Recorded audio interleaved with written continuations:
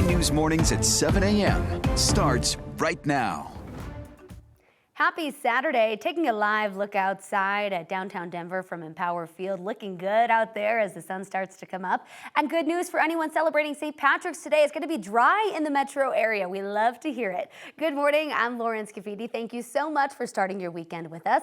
Let's send things on over to Weather Impact meteorologist Chris Spears. Chris, it's going to be dry here. The mountains getting some snow. I mean, really, it's a win-win for everybody. Absolutely. Overall, for mid-March, it could be a much different story.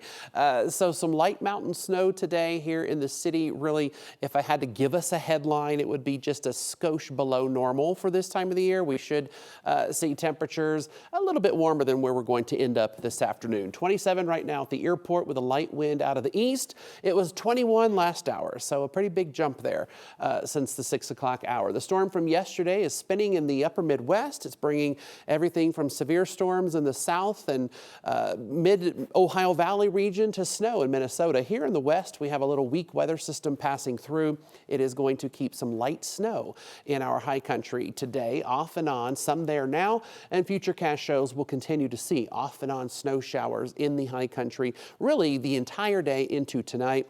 Overnight tonight into tomorrow, some drier air moves in, and that will shut the mountain snow off. Our headlines for Denver today, just a teeny bit below normal with some breezy conditions. The snow in the high country tomorrow and Monday, a big warm up, and another storm comes our way Tuesday into Tuesday night, Lauren, and it may have some snow for the city.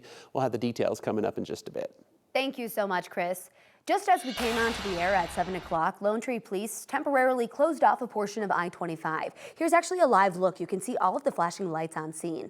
The southbound side of the interstate at Ridge Gate will be closed until 9 a.m. today. It's so they can further investigate a crash that happened Wednesday night between 4 cars and a motorcycle. During this closure, all southbound traffic on I-25 will be diverted off the interstate, then west on Havana, south to Castle Pines, and back onto I-25. The investigation into an American Airlines flight that caught fire at DIA is now more than 24 hours in. And there are still a lot of questions to be answered, especially this early in the investigation. 9 News reporter Rhea Jha was at DIA with more insight into why things unfolded the way they did.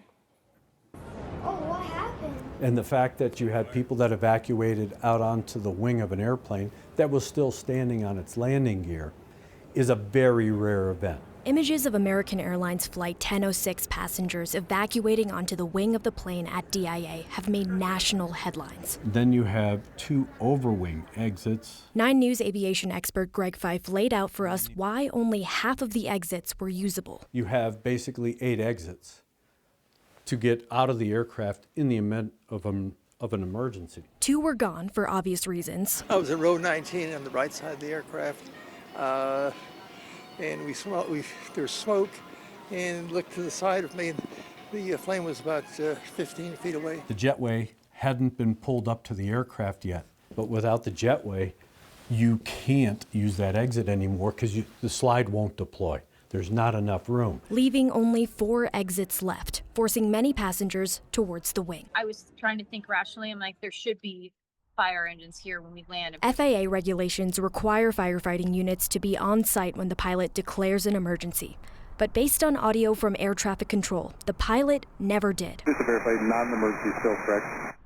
No, we just have a high engine vibration, so we are cruising slower than normal. Aviation experts say engine fires on modern jets are rare. As we were landing, you could smell gas, and as we landed, then we smoke electric, and then it was just fire. The smell of gas, the black smoke, and the pooling underneath the engine, Fife says are all indicators of a fuel-based fire. So the investigators are going to be trying to identify what broke in this engine and what may have severed a fuel line to cause that type of fire. Our 9 News aviation expert said maintenance records will be a big part of this investigation to figure out if a mechanical issue contributed to the engine failure. One of the passengers on that flight says American Airlines offered her a $100 trip credit as compensation. The airline told KRDO, our sister station in Colorado Springs, that the credit is part of their standard process. They also told KRDO that they're offering that passenger 25,000 airline miles, which is about as much as a free round-trip ticket. The passenger was hospitalized but released yesterday. American Airline says they're contacting every passenger to apologize and check up on them. As of this morning, the Meridian fire in El Paso County is 90% contained. The Ellicott Fire Department says the flames have burned more than 2,500 acres, or nearly 4 square miles, near the Schriever Space Force Base. Last night, crews were watching over several hot spots with high winds in the forecast. There is no cause for the Meridian fire just yet, but the Ellicott Fire Department believes it was an accident. Our 9 News team is waiting on more information right now from several incidents that happened overnight. Let's start with this one. Denver police confirmed on social media they're looking into an outdoor death on the 3500 block of Park Avenue West. The cause of death has not been announced yet. DPD added they will only provide an update on this incident if it's determined to be a homicide case. Denver officers also say a stabbing happened on the 2000 block of South Wolcott Court. They confirmed that the person was sent to the hospital, while a possible suspect is now in custody. The investigation is still ongoing. 2 first responders were seriously hurt after a crash in northwest Colorado. The Jackson County Sheriff's Office says a paramedic and EMT were involved in a crash with another car on Highway 125 north of Walden on Friday. Both first responders were hospitalized. We're working to learn more about the extent of their injuries. No one in the other car was hurt, but that driver was ticketed. A man is in jail on a $100,000 bail this morning after police believe he caused a deadly head-on crash on I-70. Dion Chen is held on suspicion of vehicular homicide and driving under the influence after driving the wrong way on the highway. He has a prior DUI conviction and another one for tampering with an alcohol monitoring device in his car. Jody Weber was killed in Thursday's crash. Her 2-year-old son survived. Outside of court yesterday, Weber's husband talked about the kind of person she was. She was very generous and very kind and patient. She had all the fruits of the Spirit: love, joy, peace, patience, kindness, goodness, gentleness, faithfulness, and self-control. And that's just who she was as a person. Chen is due back in court on Thursday for a formal filing of charges. A man is now facing charges in the shooting death of his 2-year-old son. The shooting happened on East 2nd Street in Loveland on January 20th. Loveland police say 24-year-old Draven Hawthorne told investigators the gun accidentally went off as he was trying to put it away. His toddler died at the hospital.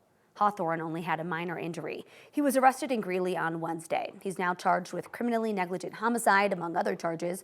Hawthorne is being held without bail in the Weld County Jail, waiting to be transferred to the Larimer County Jail. 2 teenagers are facing charges for supplying the gun used to kill a 16-year-old boy in Commerce City. Police say the shooting happened on February 10th as 4 teenagers sat inside an SUV on Tichy Boulevard. That's near Highway 2. Police say one of the teenagers was recklessly handling the gun when it went off, killing the boy. That teenager is facing manslaughter charges. A 14-year-old and 16-year-old are also accused of buying and trading guns, including the one used in that shooting. Police say the guns the boys had were taken during car break-ins. Yesterday, South Metro Fire broke into a car to rescue a dog. Take a look at this. They say the dog's owner accidentally locked his keys inside the car with the poor pup still inside as he went into a store nearby. So firefighters used a tool to unlock the door and rescue the pup, named Oreo. Oreo looks like he's very happy to be out of the car there. And he's doing well this morning. But South Metro Fire warns even on mild days, you should never leave your pets alone in a car. Loveland police have arrested another person suspected of vandalizing a Tesla dealership. Police say 24-year-old Cooper Joe Frederick threw an explosive at the Tesla building last week, causing 2 cars to catch on fire. They say the building and several cars were damaged. Yesterday, a judge set Frederick's bond at $20,000 cash. He also has to stay at least 100 feet away from that dealership. Police say this was at least the 5th time in 5 weeks that this particular Tesla dealership was targeted. Officers arrested another person for a separate incident back in February. This all comes as U.S. Attorney General Pam Bondi said the Justice Department would launch investigations into recent attacks against Tesla properties. Bondi said the attacks are targeting CEO Elon Musk for his political affiliation. She said attackers are going after Tesla dealerships and charging stations and vandalizing cars, much like what we've seen in Loveland. The Department of Education is investigating 50 universities as a part of a crackdown on diversity, equity, and inclusion initiatives. On that list, the University of Colorado at Colorado Springs. 45 of those universities are facing questions about their ties to the PhD project. That small nonprofit helps minority students, especially Black, Latino, and Native American students, earn advanced business degrees and land faculty positions. Some universities have recently cut ties with the nonprofit, citing the Trump administration's policies against DEI. UCCS told us their partnership amounted to advertising open faculty positions on the PhD project's job boards, but that they didn't discriminate in recruitment or hiring. In a memo on Friday, Education Secretary Linda McMahon said that the investigation is a part of the department's efforts to, quote, ensure universities are not discriminating against their students based on race and race stereotypes. The administration is also opening investigations into scholarship programs at 6 other universities. Students in the Boulder Valley School District are getting Thursday off. The district made that announcement yesterday. They say more than 600 staffers have taken the day off to go to the state capitol, and they just can't operate at the staffing level that they're anticipating.